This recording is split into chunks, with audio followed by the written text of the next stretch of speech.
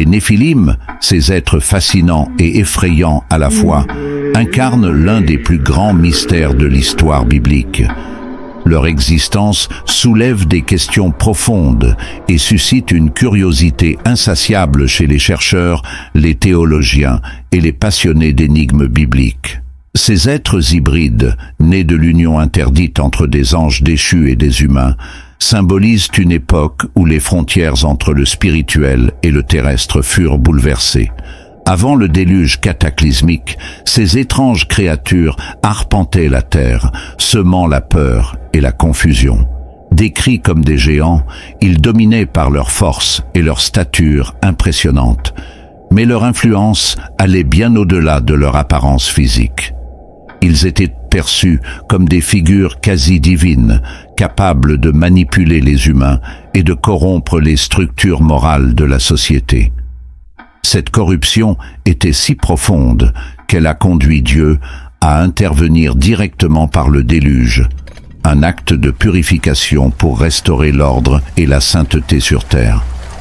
Pourtant, une question persiste, troublante et intrigante. Comment ont-ils pu être présents également après le déluge, alors que tout fut supposé détruit? Imaginez un instant vivre dans un monde où ces êtres gigantesques déambulaient, imposant leur volonté et dictant les règles de la survie. Leur présence était bien plus qu'une anomalie physique. Elle représentait une menace constante pour l'harmonie spirituelle et morale de l'humanité. Qu'auriez-vous fait si vous aviez été témoin de leur domination? Auriez-vous cédé à la peur ou cherché refuge dans votre foi? Leur persistance après le déluge pose une contradiction apparente dans les Écritures.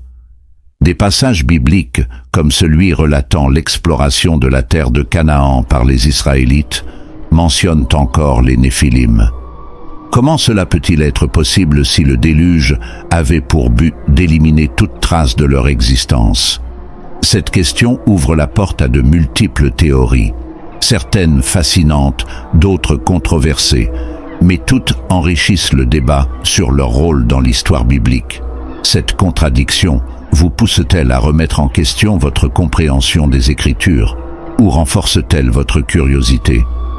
Pour nous tous qui cherchons à explorer les mystères de la foi et de l'histoire, les Néphilim ne sont pas simplement des figures d'un passé lointain. Ils sont des rappels des conséquences de la transgression et de l'importance de respecter les limites imposées par Dieu. Si ce sujet capte votre attention et stimule votre curiosité, prenez un moment pour soutenir cette exploration fascinante.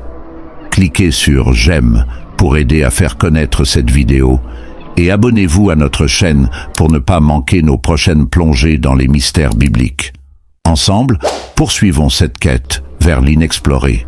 La Bible les décrit comme des hommes puissants d'autrefois, ou encore des hommes de renom.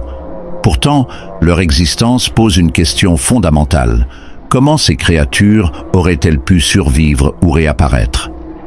D'après le livre de la Genèse, les Néphilim étaient les descendants d'une union interdite entre les fils de Dieu, que beaucoup interprètent comme des anges déchus, et les filles des hommes. Cette union aurait créé des êtres de taille et de puissance exceptionnelles, des géants aux caractéristiques hors du commun. Cependant, après le déluge, les textes bibliques mentionnent encore leur présence, notamment lorsque les Israélites explorent la terre de Canaan. Pourquoi ces êtres étaient-ils encore là? Avez-vous déjà rencontré des passages bibliques qui vous semblaient contradictoires? Comment les interprétez-vous?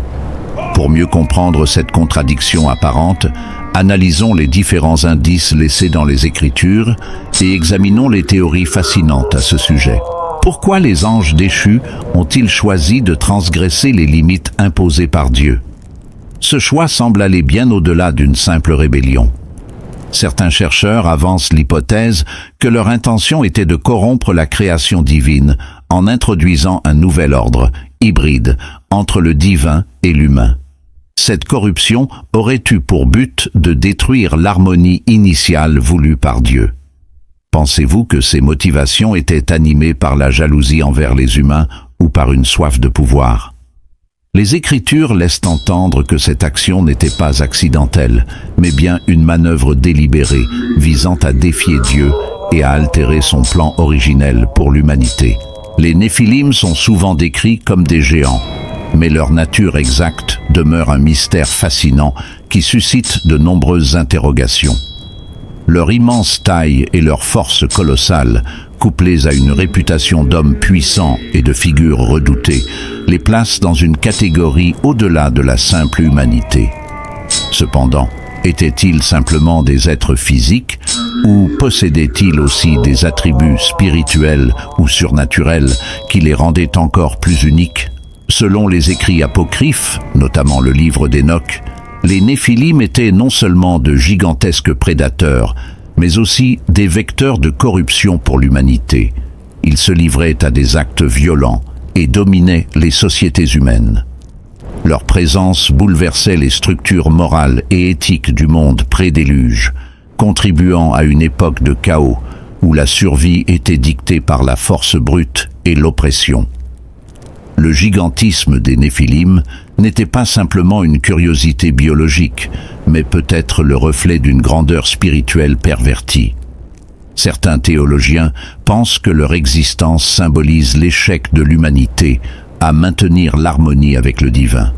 Leur création, fruit d'une union interdite entre les fils de Dieu, interprétés comme des anges déchus, et les filles des hommes, était une transgression flagrante des lois divines.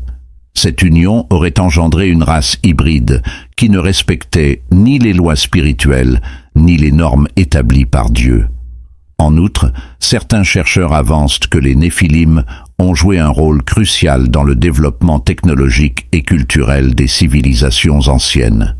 D'après le livre d'Enoch, ils auraient transmis aux humains des connaissances interdites, notamment la fabrication d'armes, les secrets des astres et des arts occultes. Ces enseignements auraient accéléré la corruption de l'humanité, renforçant la violence et l'immoralité qui ont finalement conduit au déluge. Que pensez-vous de l'idée qu'ils puissent avoir influencé l'histoire de manière significative? Leur impact ne se limite pas à leur époque. Il est possible que leur existence ait laissé une empreinte durable sur les mythes et les légendes de géants présents dans diverses cultures à travers le monde. Les traditions orales et les textes anciens pourraient être des échos de cette époque tumultueuse, où des êtres à la fois redoutés et vénérés ont bouleversé l'ordre mondial. Leur présence a-t-elle entraîné des transformations sociales, culturelles ou technologiques que nous ne comprenons pas encore pleinement? La fascination pour les Néphilim réside à la fois dans leur physique imposant et dans leur influence sur le destin de l'humanité. Ces êtres représentent-ils une anomalie unique, ou étaient-ils les agents d'un plan plus vaste, impliquant une lutte entre le bien et le mal, entre le divin et le déchu? Ces interrogations nous poussent à réévaluer les récits bibliques, les mythologies anciennes et même les vestiges archéologiques, dans une quête incessante pour dévoiler les secrets de ces êtres énigmatiques. Il est possible que leur existence ait laissé une empreinte durable sur les récits mythologiques, les traditions spirituelles et les structures sociales. Certaines légendes de géants présents dans différentes cultures pourraient être des réminiscences de l'époque des Néphilim. Leur présence a-t-elle entraîné des transformations sociales, culturelles ou technologiques que nous ne comprenons pas encore pleinement? La fascination pour les Néphilim ne repose pas seulement sur leur gigantisme ou leurs actes. Elle réside aussi dans leur impact potentiel sur l'évolution humaine et spirituelle. Ces êtres étaient-ils une anomalie unique dans l'histoire, ou leur histoire reflète-t-elle une lutte plus large entre les forces de la lumière et des ténèbres? Dieu a établi des limites claires pour les anges déchus, comme l'indique Jude, 1er verset 6. Et les anges qui n'ont pas gardé leur rang, mais qui ont quitté leur propre demeure, il les a gardés dans des chaînes éternelles, sous une obscurité profonde, jusqu'au jugement du grand jour. Ces paroles soulignent que ces êtres, bien que puissants, n'étaient pas au-dessus des lois divines. Mais pourquoi ces limites étaient-elles nécessaires? Ces anges, dotés d'un pouvoir immense, avaient démontré leur capacité à corrompre la création divine. En s'unissant aux humains, ils ont créé une race hybride qui défiaisait l'harmonie voulue par Dieu. Leur mise en chaîne était donc essentielle pour empêcher une dégradation totale de l'ordre cosmique. Ces mesures vous semblent-elles suffisantes pour contrer les effets de leurs actions passées? Certains pourraient argumenter que les chaînes imposées aux anges déchus étaient une réponse drastique, mais nécessaire. Cependant, la présence persistante des Néphilim après le déluge soulève des questions. Est-il possible que certains anges aient échappé à cette punition ou que leur influence se soit manifestée d'autres manières? Au-delà de leur rébellion initiale, ces êtres servent aussi d'exemple pour l'humanité. Leur histoire nous rappelle que la transgression des lois divines a des conséquences profondes, non seulement sur ceux qui transgressent, mais aussi sur ceux qui les entourent. La Bible illustre cette leçon en liant leur péché à celui des habitants de Sodome et Gomorrhe, Jude 1er-7, qui ont poursuivi des désirs contre nature et ont subi un châtiment exemplaire. Cette comparaison renforce l'idée que les limites imposées par Dieu ne sont pas seulement des restrictions, mais des protections destinées à préserver l'équilibre entre le ciel et la terre. Pensez-vous que ces exemples historiques nous incitent à réfléchir aux limites que nous devons respecter aujourd'hui? Ces récits nous encouragent à nous interroger sur notre propre respect des lois spirituelles et à reconnaître l'importance de maintenir l'harmonie divine dans nos vies. Leur présence a-t-elle entraîné des transformations sociales, culturelles ou technologiques que nous ne comprenons pas encore pleinement? Les veilleurs, mentionnés dans le livre d'Enoch, étaient des anges chargés de surveiller l'humanité. Leur chute, provoquée par leur désir de s'unir aux femmes humaines, les a transformés en acteurs centraux dans l'histoire des Néphilim. Selon Enoch, ces êtres ont enseigné aux humains des connaissances interdites, telles que la fabrication d'armes et l'astrologie, contribuant ainsi à la corruption de l'humanité. Pensez-vous que ces enseignements ont eu un impact durable sur l'histoire humaine? De nombreuses civilisations anciennes, comme Sumer ou l'Indus, parlent de géants ou de figures surnaturelles qui auraient guidé leur développement. Les structures complexes de Göbekli Tepe ou Pumapunku posent des questions fascinantes. Ces édifices auraient-ils été influencés par les Néphilim ou des êtres similaires? Leur expertise technique semble dépasser celle que l'on attribue aux humains de l'époque. Ces structures pourraient-elles être des preuves de leur existence? La question de l'extinction des Néphilim soulève des thèmes fascinants et complexes. Si ces êtres ont survécu au déluge, pourquoi ont-ils fini par disparaître? Les écritures bibliques n'offrent pas de réponse explicite, laissant place à diverses interprétations et théories. Certains avancent que leur lignée s'est éteinte à cause de conflits avec les humains. Imaginez un monde où ces géants, décrits comme des figures redoutées et dominantes, devaient coexister avec une humanité en reconstruction après le déluge. Les tensions inévitables, nourries par leur présence imposante et leur comportement souvent violent, auraient pu conduire à des affrontements mortels.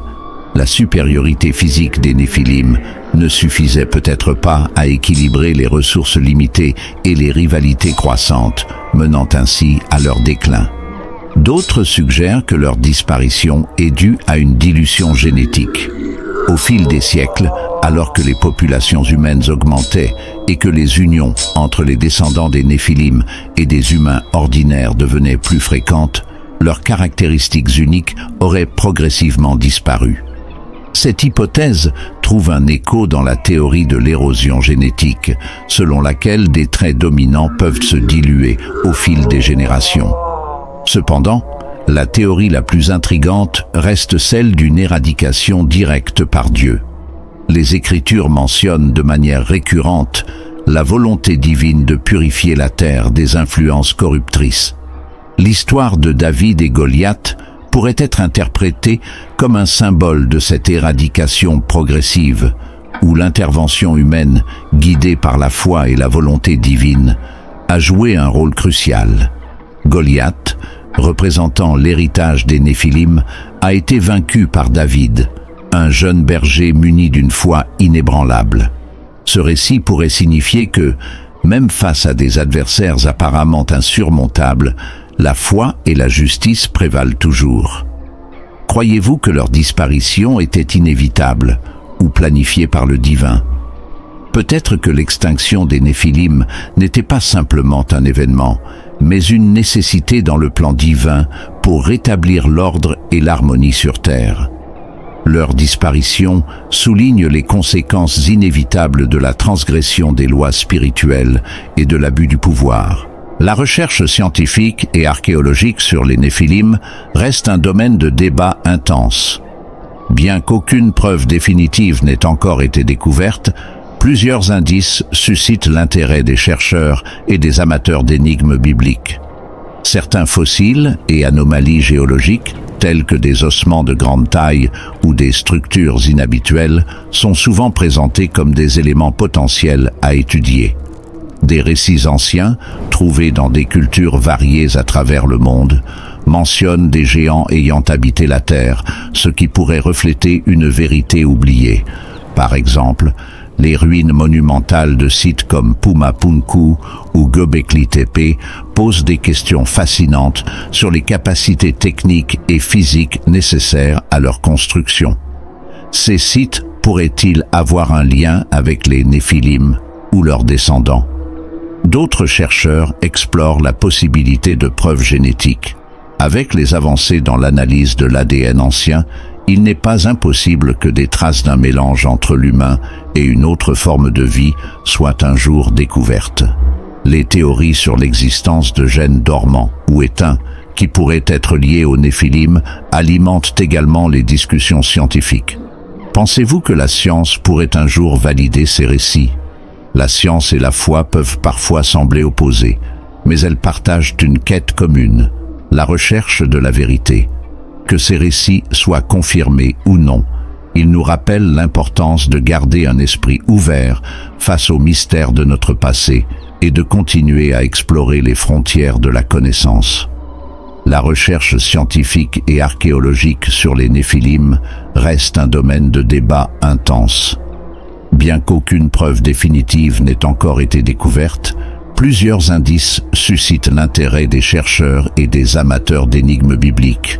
Certains fossiles et anomalies géologiques, tels que des ossements de grande taille ou des structures inhabituelles, sont souvent présentés comme des éléments potentiels à étudier. Des récits anciens, trouvés dans des cultures variées à travers le monde, mentionnent des géants ayant habité la Terre, ce qui pourrait refléter une vérité oubliée. Par exemple, les ruines monumentales de sites comme Pumapunku ou Göbekli Tepe posent des questions fascinantes sur les capacités techniques et physiques nécessaires à leur construction. Ces sites pourraient-ils avoir un lien avec les Néphilim ou leurs descendants? D'autres chercheurs explorent la possibilité de preuves génétiques. Avec les avancées dans l'analyse de l'ADN ancien, il n'est pas impossible que des traces d'un mélange entre l'humain et une autre forme de vie soient un jour découvertes. Les théories sur l'existence de gènes dormants ou éteints qui pourraient être liés aux Néphilim alimentent également les discussions scientifiques. Pensez-vous que la science pourrait un jour valider ces récits? La science et la foi peuvent parfois sembler opposées, mais elles partagent une quête commune, la recherche de la vérité. Que ces récits soient confirmés ou non, ils nous rappellent l'importance de garder un esprit ouvert face aux mystères de notre passé et de continuer à explorer les frontières de la connaissance. Les Néphilim restent une énigme fascinante qui mêle théologie, histoire et mythologie. Leur histoire biblique, qu'elle soit interprétée comme une réalité historique ou une métaphore spirituelle, nous invite à explorer les profondeurs de notre foi et de notre compréhension du divin. Ces figures, bien qu'effrayantes, rappellent les conséquences de la désobéissance et l'importance de rester ancrés dans nos valeurs spirituelles. Quelles autres questions cette exploration suscite-t-elle en vous? Si ce voyage au cœur des mystères bibliques vous a captivé, prenez un instant pour soutenir notre travail. Cliquez sur j'aime pour aider à faire rayonner cette vidéo et abonnez-vous pour ne manquer aucune de nos prochaines explorations. Ensemble, continuons à découvrir les secrets de l'histoire et de la foi. Merci de votre attention et à bientôt sur Motive à Luc. Quelles autres questions cette exploration suscite-t-elle en vous ?